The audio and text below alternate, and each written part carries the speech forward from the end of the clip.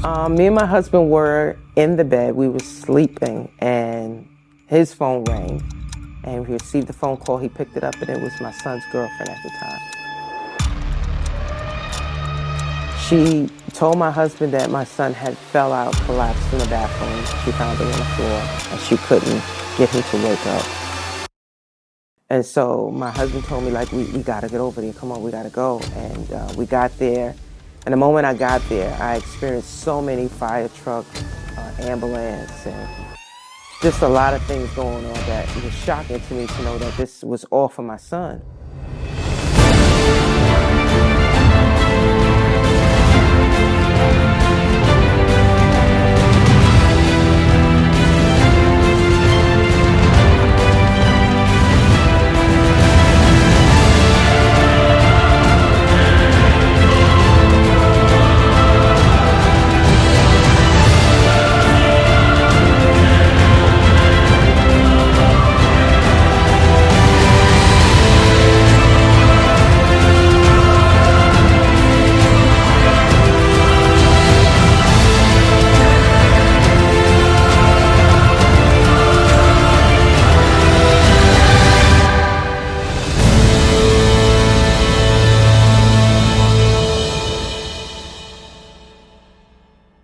My name is Kimberly Yvette Frederick Griffin. I'm from the Bronx, New York. I'm the daughter to Oscar and Rose Frederick, the late Oscar and Rose Frederick. I'm the sister to Michael and Daryl Frederick, and I'm the mom to Christopher, Joseph, and Kobe J. My childhood years in the Bronx, New York was fun years. They were some challenging years. We were raised in a small apartment in the Bronx in Throsnick Projects. We were there from 1971, and my parents left there in 2015. So I was an only girl. I'm the only girl to them, and I have two brothers. And I had some challenges in my life as a young girl. I had trouble in my education due to the trauma that I was faced with in the home. My parents had some difficult years. There were a lot of domestic altercations in the home, which led us to witness the things that went on with my parents in their younger years. And because of that, it led me to have a speech impairment. And I couldn't really talk well and speak well when it came time for me to do my education, when it was reading. My ability to speak made me nervous. It made me sweat. It made me stutter really, really bad. And I was bullied for that. So most of my childhood years were very challenging because I was shy and I didn't like to speak around a lot of people. So because I felt that people would tease me because of that. The first time me experiencing the domestic altercations in my home, it felt weird. It felt weird to see my parents fighting, but the fighting always occurred because they had a lot of events in the home, and they would have a lot of company in the home, and the after effects was my mom and dad would argue and fight, and when I saw my dad hit my mom and her fall to the ground, we tried to help, and we got pushed out the way too. But we didn't understand, like, why was he hitting my mom? If he loved my mom, we didn't think that was the right thing to do. But each time we would try to interfere, we were told, don't touch, don't do this, don't you do that, out of respect. I started having a speech impairment every time someone would ask me questions about my parents, because few people would ask about my mom and dad because they would hear the altercations, and I started noticing I would get nervous every time I had to explain that. And each time I went to school, if somebody had to ask me a question, that's when I started noticing it was because I was so nervous. My early childhood years affected my growth because of the wall that I had up. I didn't trust anyone. I feared people would make fun of me. I feared that I wasn't accepted. I felt judged. And in my years as me getting into a relationship or finding friends, I just thought that no one would accept me or feel like I wasn't good enough to be a part of any group or any setting that involved younger people. The stuttering stopped at the age, I would say around 13 years old. As I entered into the junior high school system, I started engaging with more children, and more children became closer to me. And at that time, I started feeling myself, and I had guys liking me. And so I started realizing that I needed to, kind of comfort myself. And the one thing that I found that comforted me was chewing gum. So every time I chewed gum, I learned how to control my stutters. And I learned to take my time when I needed to speak or say something. So they started getting better, and as before you know it, I was able to control them. And once in a while it would come up, but for the most part, I did learn how to control the stutters. So they kind of vanished and went away.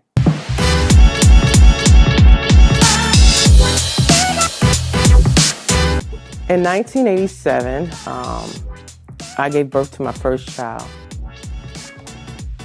His name's Christopher Joseph Travieso. I was 18 years old having my son, my first son, and I know I wanted my son because I wanted someone to love me and not judge me, and I knew me having a child, he would accept me for who I was.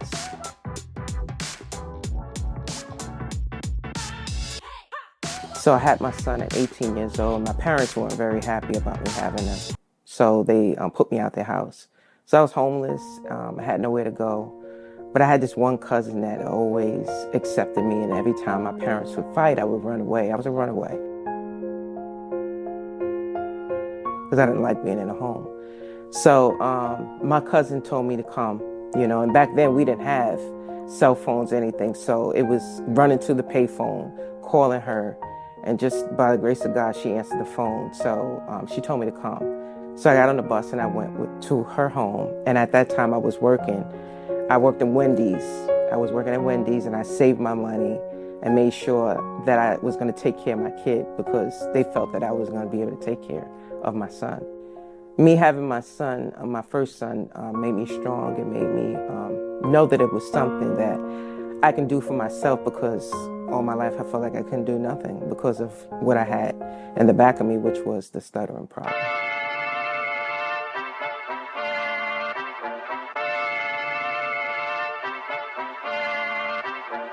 After having my first son, Christopher, I decided to move to a different state out of New York because I wanted to get away. And so me and my late ex-husband, we moved to Georgia, Decatur, Georgia. So we moved there because we had an establishment we were in partnership with another friend of ours had, which was a grocery store. So we moved there and was there for about 2 years before then. And within that 2-year time, I found out I was pregnant again and was told it was a girl.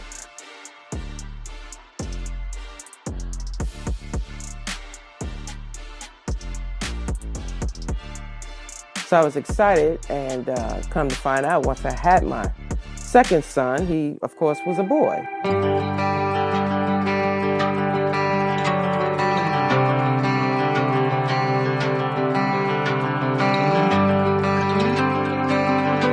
I named him Joseph Michael Travieso because he looked more like his father than he did me. But I had him, and when I had Joey, I knew it was, more responsibility. And at that time, it was really, really difficult because their father, who engaged in recreational activity, drugs per se, was incarcerated. So I was left to raise two young children. At the time, my oldest son was 6, and then I had this new baby. So I was left to raise them alone, and I had to move back to New York because I lost everything. Everything got taken from me, so I had no choice but to go back to New York and move in with his parents, because my mom, they were kind of embarrassed that I had to come back. So I stood with his parents for some time until I got on my feet and was able to get my own place that they rented for me in the basement. So those were part of my years with my second son.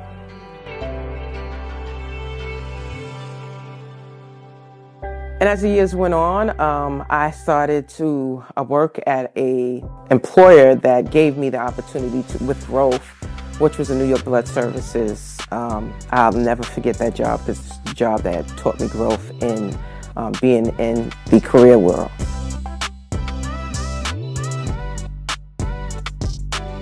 So it was a organization that supplied blood to different hospitals for emergency cases. And they just gave me the opportunity to grow, and it made me feel really good working for that company. I worked there for 12 years, and within that 12-year period, I had another son. And my last son, his name was Kobe J. And he was the biggest baby of all. He was 10 pounds natural, and he was a gift that was very special to me because I didn't expect to have another child. He was like a surprise because I didn't even know I was pregnant. Me and their father were still together, but we wound up separating because it was best for us, because I did go through the same treatment that my mom went through, which was a domestic violence relationship. And it just wasn't getting better for me or for him, and infidelity was involved, and it just wasn't good. So we separated, and I think it was the best thing for us to do.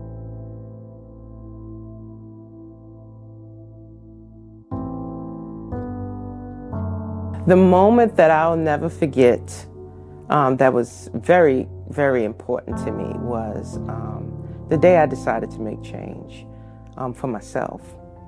The day I decided to make change was the day I decided to enroll in college. I knew I needed to do something for myself because I wanted my children to look up to me to be their role model, because they didn't have that in their life. And I went into school and I got my first degree. And that was a degree in criminal justice. And that degree made me proud of myself. And that was a great moment for me because in my younger years, I didn't complete high school. I dropped out of high school because I was a young teen mom. And I never had the ability to have a cap and gown on at or prom. And I experienced that when I first got my first degree at Monroe College in Bronx, New York. So that was a special moment for me. I was able to have all my children there. They were so happy.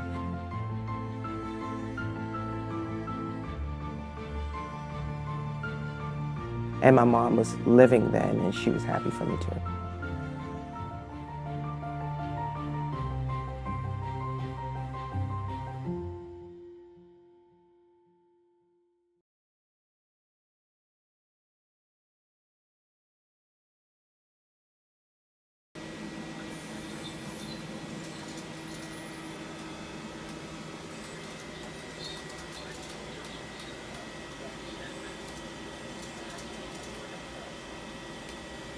My bully moment is on 2019. 2019 was a drastic year for me. It was a year that I experienced loss.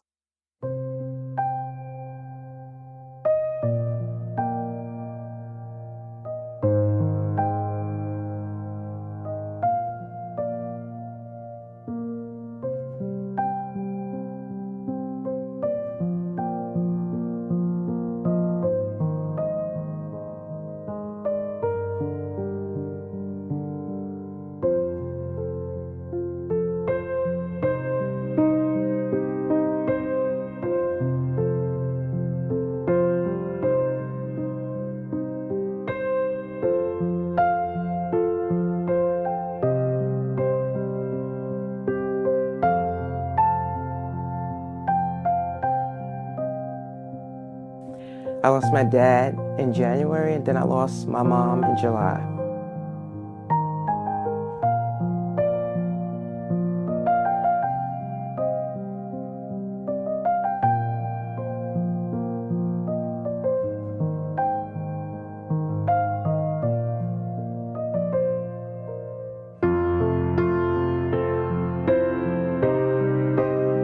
And then I lost my son on his birthday, his 27th birthday in 2019.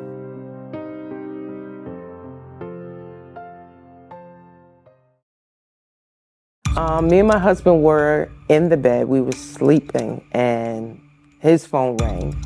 And we received the phone call. He picked it up, and it was my son's girlfriend at the time. She told my husband that my son had fell out, collapsed in the bathroom. She found him on the floor, and she couldn't get him to wake up. She told us that we needed to get over there right away. She called the EMT, so we did. And at that time, I was in shock because I just got over. I still was grieving the loss of my mom, who died in July. And so my husband told me, like, we got to get over there. Come on, we got to go. And we got there. And the moment I got there, I experienced so many fire trucks, ambulance, and just a lot of things going on that was shocking to me to know that this was all for my son. And I heard all these fire trucks. And the fire trucks always scared me because in my younger years, I experienced fire in my mom's apartment. So hearing fire trucks kind of did something to me. But I didn't know that those fire trucks were the actual scene of my son overdosing.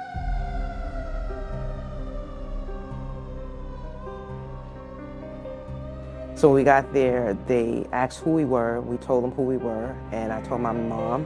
And they said, well, your son, when we got here, he was already DOA. And we found the pulse, and he's been lost again, but we found the pulse is light. So you'll see him come out with a lot of tubes and stuff, but we got to get him to the ER.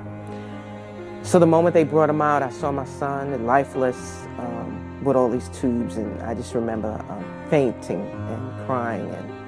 And they took him out and took him to the hospital, and immediately before we left, my husband, myself, and his girlfriend, we all prayed and just told God whatever it is that he's doing or whatever it is that he does, we have to accept it, and I'm going to accept it.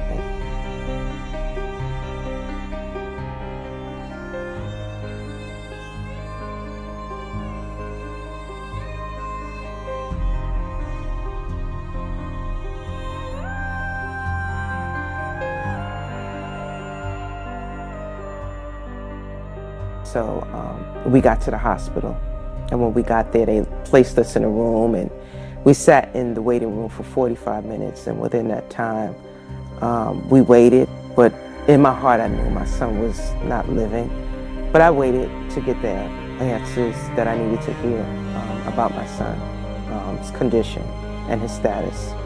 And when we went out, they told us that we were allowed to see him. And so many doctors were around and just confused of just beautiful young man, what happened. And then they told me that there was not much they can do for him because he was brain dead. So I needed to release him off the machine.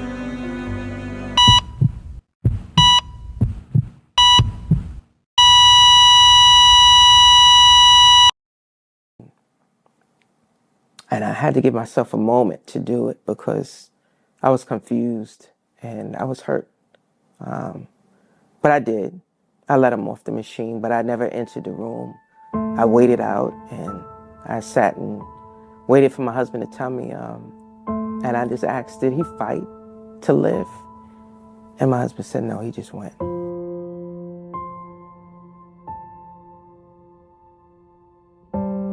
This has affected my family in many ways for us to understand every individual's condition. Understanding what a person may go through, understanding the things you say to a person, understanding how you love on a person. In many ways, we say things and sometimes we don't know how it affects them. During that time when my son was living, I said some things to him. And I to this day, I regret saying those things because that could have hurt him. That could have been the reason why he kept indulging in those drugs, putting them in his body, because it could have made the problem even bigger by me as his mom saying those hurtful things. So I've learned to be very, very mindful of the things that I spill out my mouth, because a person could receive it and it could hurt them in the ways that we don't want them to feel or the things we don't want them to do.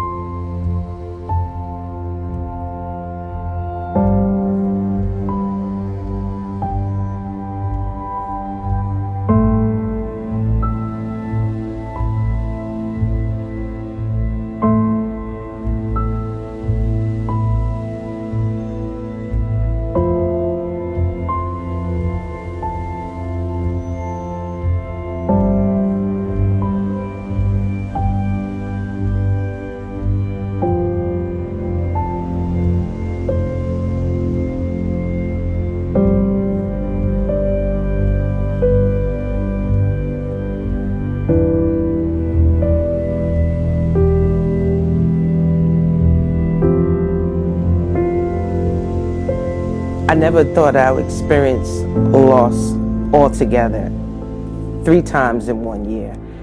And I didn't feel like I would know what to do, but I did know what to do.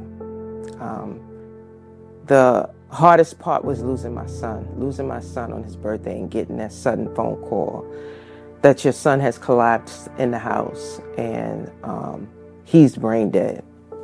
Releasing my son and letting him off the machine was the hardest thing for me to do, because I never thought that I would have my children separated and not be here in the physical. That was really, really hard for me to do, and it took time for me to allow myself to grieve and allow myself to let others in and to share my story. It was so hard for me to accept that my son died from an overdose to fentanyl. I didn't even know what fentanyl was. I didn't even know it existed. I didn't know there was a synthetic drug that was killing so many people.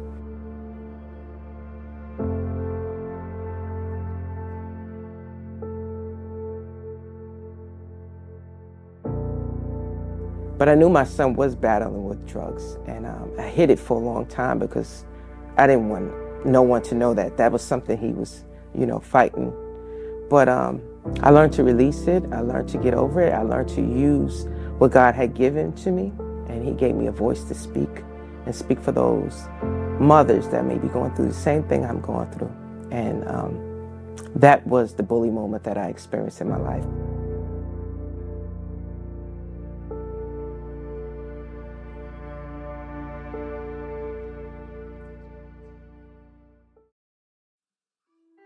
So it has affected my family. We've learned to love each other. We've learned to speak to each other. And we've also learned to not hold on to things, releasing those things that we may have gone through for so long, and just sharing them with one another in group settings and any events, and just collaborating with other people as well. Sharing my testimonial story can allow someone else that is in the same situation that I was in years ago, some little girl, some young man who may be faced with challenges and fear that they may not be accepted, and sharing part of my life story can open them up and allow them to see that you can become someone and you can change. Giving yourself the opportunity and just pushing forth on the things that you feel will make you greater than what you were before. The future for me is very, very bold. I've learned to release the things that I was fearful of. I've learned to gain more perspectives on life, on whatever challenges I have gone through, by just letting them be. I have received 2 more degrees after my associates. I have a bachelor's degree, and I've gained my master's degree. And I'm now a full-time epidemiologist for the public health. I'm also an author for children's books. I've written 7 children's books that teach children social skills.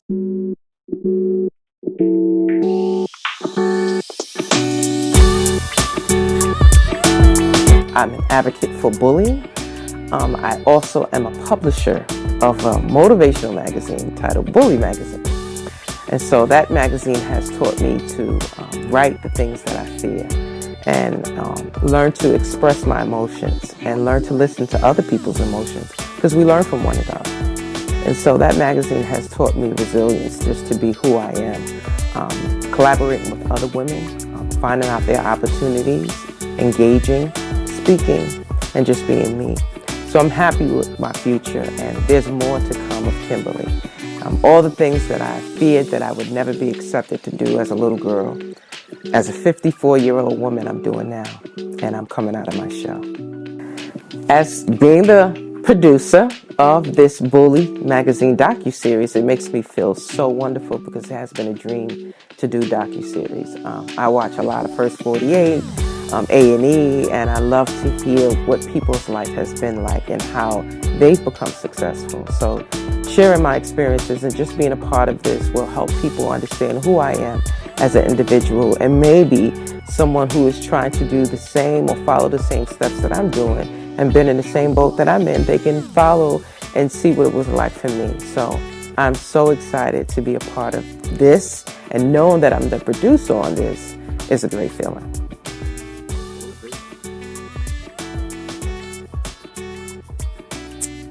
My motivational quote that I live by is make today better than what it was yesterday.